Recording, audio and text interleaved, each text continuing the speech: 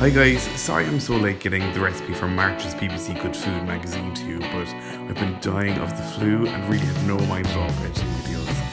I did however make two delicious dishes from this magazine, mostly because they require a lot of the same ingredients. Starting off with this delicious sole Meunière with orange and crispy capers, and this roast cauliflower with caper dressing. Start off with a medium-sized cauliflower and remove all the leaves at the bottom, place them into a roasting dish. Set the cauliflower on top of the leaves and then rub in about 50 grams of butter. This packet is 180 grams, so I'm just eyeballing about 50 grams of it. Better make sure that it's softened or at room temperature first, because it'll make it a lot easier to rub into all the nooks and crannies of the cauliflower.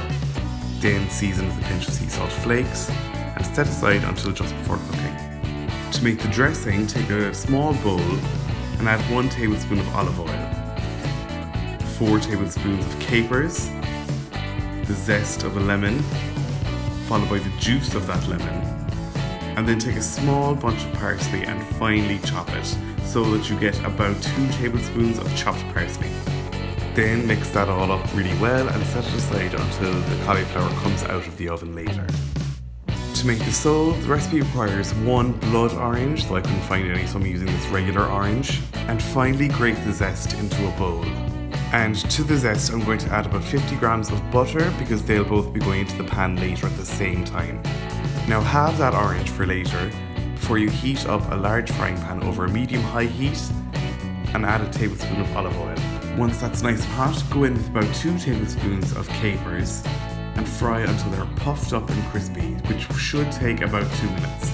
Then remove them with a slotted spoon and set them aside until later. Return the pan to the heat and place the orange halves cut side down into the capery hot oil and allow them to caramelise for 3 to 5 minutes. Remove them when they're nice and charred and set them aside, then wipe out your pan with kitchen paper. Now place 2 tablespoons of flour onto a wide plate, spread it out and season with sea salt flakes. Now add 2 sole fillets to the plate and turn them over repeatedly until they're all nice and lightly coated or dusted in that seasoned flour. Now you could transfer the cauliflower to a preheated oven at 190 degrees Celsius for 20 minutes. Then baste in the buttery juices and reduce the heat to 160 degrees Celsius and cook for another 20 minutes. Then take a small handful of fresh parsley and finely chop it up. Then heat the remaining tablespoon of oil over a high heat and cook the sole for 1 to 2 minutes aside. These sole fillets were particularly big, so I did flip them back over onto their skin side to crispen up towards the end. Then transfer them to a plate and keep them warm. Then add the butter and zest to the hot pan, and once it's melted, squeeze in the juice from one of the charred orange halves, plus the juice of half a lemon. Add a tiny pinch of chili flakes, a few sprigs of fresh thyme, and the chopped parsley from earlier.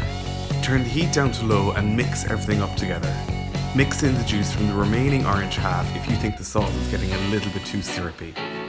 Return the crispy capers to the pan from earlier, as well as the sole fillets.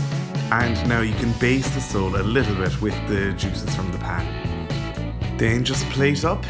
I'm garnishing mine with a little piece of lemon each, but if you still have half a charred orange, you can use that instead.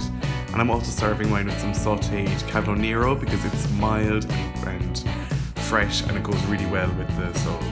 Hopefully by now it's time to take out the cauliflower, so just drizzle over the dressing, all over the top of it, and then spoon any juices from around the tray over the top as well, all those buttery juices that are now mixing with the dressing, before you chop it into chunky wedges to serve.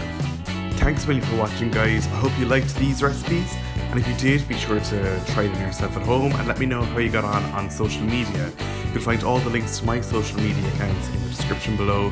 Be sure to give this video a like and subscribe to my channel if you did like this video, and check out my blog for the full recipe at www.rookiecook.org.